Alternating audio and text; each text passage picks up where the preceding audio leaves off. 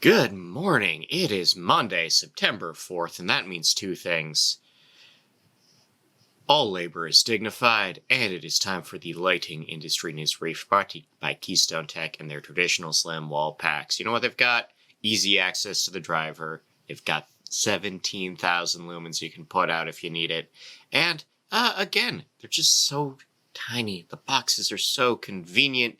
You save on shipping. You save on shipping them out. You save space on your shelves. And that just saves you a lot of heartache. Because Keystone Tech, that's slim wall packs made easy. Link is in the description. Let's get into it. Pathway Lighting has closed pretty suddenly. All their inventory and equipment will be auctioned off starting tomorrow. ALP is closing their Georgia factory. They're transitioning all the work to Mexico over the course of the fall. Lumax has closed. Orders from after the 25th will not be shipped. Commissions from after the 25th will not be paid. Applied UV has restructured. They're moving all their manufacturing to Virginia. They're laying off any redundant people, and sales teams will be integrated. They're also raising their prices on 2 product lines, so there you go. Hoarding Print has entered the lighting biz, making panels that are illuminated for construction sites. The U.S. Commerce Secretary says they will not be easing restrictions on Chinese exports, or exports to China. This is after a meeting with Premier Li Qiang. CIE has published a comprehensive list of reports and standards. They're all indexed, they're alphabetized, they're searchable. It's handy if you need to reference a CIE standard. At LSI, we have some stock shuffles. The CEO has sold 15,000 shares. The CAO has sold 2,000 shares. And one of their VPs has sold 5,900 shares. They received a great deal of money at that because they sold when the shares were about $15 each. There you go. Sales are up at Glamox, with revenues up 17% in Q2. Nelson Miller has bought Injection Works. This is a PE firm buying a thermoplastic injection molded plastic parts and assemblies maker. You've probably bought an LED fixture that has some of their plastic molded parts in it. RE Royalties has posted profits with $1 million in Q2. They are a solar power and solar lighting company. California is going to clarify the language in Title 24, particularly Part 6. That's the energy code, specifically for residential. Ohio utilities rank the worst for utility incentives. The American Council for an Energy Efficient Economy has released a report card scoring the 53 utilities for incentives, and all 5 of Ohio's utilities come out pretty near the bottom. The RSL has Advanced Lighting has funded a new scholarship. This is brought to you by the Connecticut Women of Innovation. This is an education prize for women who in STEM. In rep agency news, Current has picked Bell & McCoy for Texas, and Mediagraph has partnered with SDA in New York City and the surrounding area.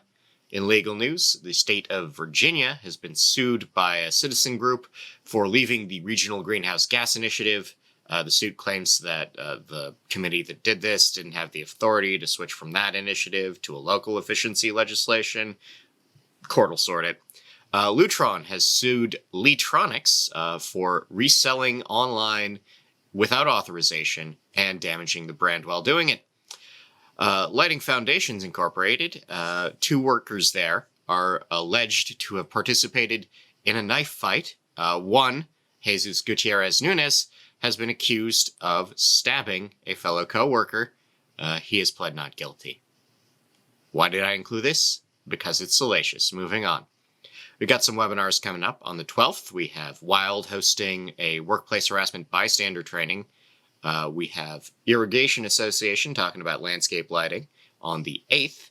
On the 18th, you can view a presentation from the NLB and the LHRC on lighting for emergency responder safety. And if you like catching a flight, registration is open for Light and Art in Public Spaces in Turin. That's Italy. That's November 2nd and 3rd. Sounds like a fun time. In IoT news, the DLC has published on energy savings and network lighting and the added value of controls. There will also be a webinar about this published paper on the 6th. LePro is bringing generative modeling to lighting controls, so spicy voice controlled for mood lighting. Firmware updates are now part of DALI 2 certification through the DALI interface. Philips Hue is adding Matter support alongside a new line of security cameras, and Andorix has completed a round of funding. They're a building integrator. They received $40 million in venture capital. In market predictions, we have $5 billion for PoE lighting, $2 billion for neon LED, 18% gains in no-contact biometrics, $1 trillion with a T for smart city projects, 4% growth in surgical lighting, and $8 billion for energy management systems. We have BIVAR publishing a white paper on LEDs, light pipes, and user experience, as well as LED communication. In darkness-related news, Mount Tremblant National Park in Quebec is a recognized dark sky place. Circadian disruption has been linked with inflammation in rats. Night work has been linked with memory issues in middle-aged adults. Pollinating insects prefer dim light at night. Blue light exposure is more harmful to fruit flies as they age. Fitness bands, so your Fitbit and related products, are mismeasuring your sleep. Poor sleep is negating the benefits of your exercise. Parkinson's patients prefer brighter days and darker nights. Wilkesboro, North Carolina, is planning a study before they light their river district, aiming to help the animals along there. Andover, Massachusetts, has voted down new sports field lighting in order to benefit residents. Lights Out Texas is spinning up for fall migration season. The NOAA may reclassify pillar coral as endangered, the reasons being changes in ocean conditions, including shore lighting. Manning Tree, Essex, has a new parking lot for their train station, and it's brighter than the entire town. In horticultural news, Urban Grow has announced a sale of investment with a $2 million private placement deal. State House is launching a new study in intercanopy lighting for cannabis growing. And the U.S. Health and Human Services Department is asking Congress to reconsider restrictions on cannabis at a federal level. In recommended reading, all this on nailed.org. You can check that out whenever you feel like it. We have testing red light for sleep, strategizing your way out of supply chain issues. You can relamp a medieval city. That's a good case study. You can have what designers are doing without incandescents to use.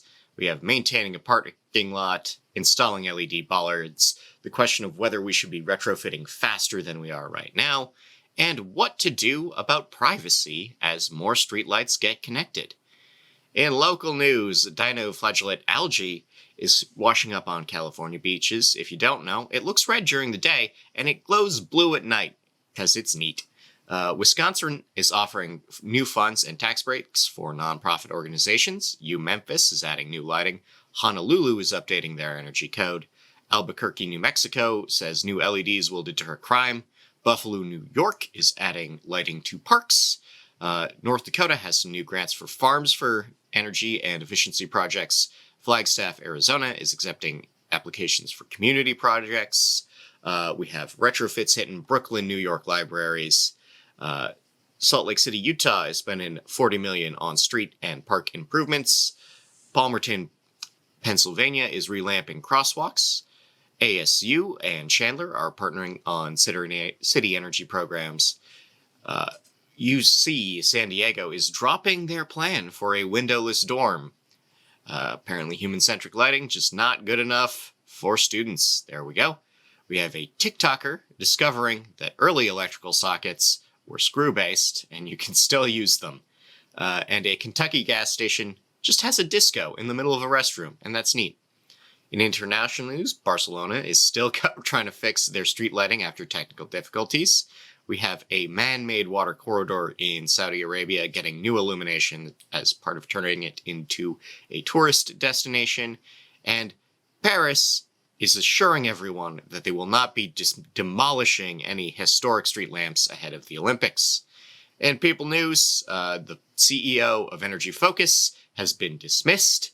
Their chairman of the board has resigned after a particularly bad earnings call.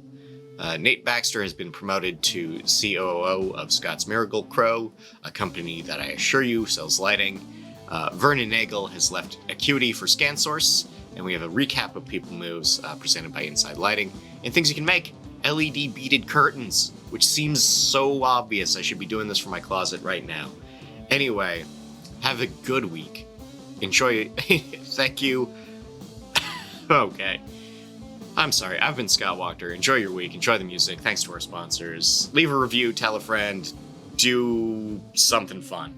Why would you hurry? So much here to do, yeah. Why would you hurry now? Oh, no. Nothing chasing you. Oh, you will be mine. Yes, I work while you're sleeping, yeah. For the people who don't cry.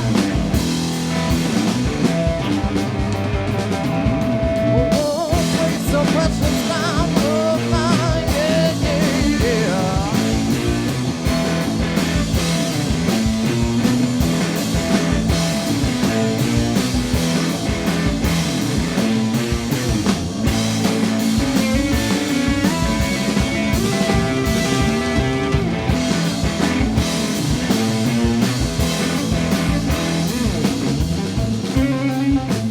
Why don't you listen?